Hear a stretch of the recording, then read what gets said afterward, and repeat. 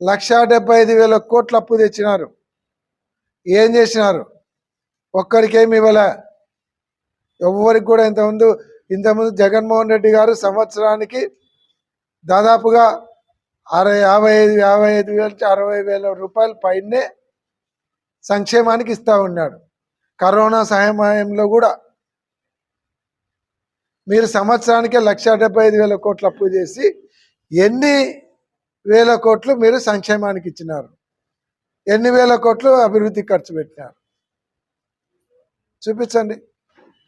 అమరావతి ఇంతవరకు ఒక్క బిల్లు కూడా రిలీజ్ కాలేడు. 1 కోటి రూపాయల బిల్లు కూడా ఇవ్వలే. అందరికీ పందారం చేస్తున్నారు. స్థలాలు పొలాలు తేరగా ఇచ్చేస్తున్నారు. రూపాయికు 90 పైసలకు ఇచ్చేస్తున్నారు. అదే సెంట్రల్ గవర్నమెంట్కి ఇస్తే ఎకరా 2 కోట్లు అంటారు.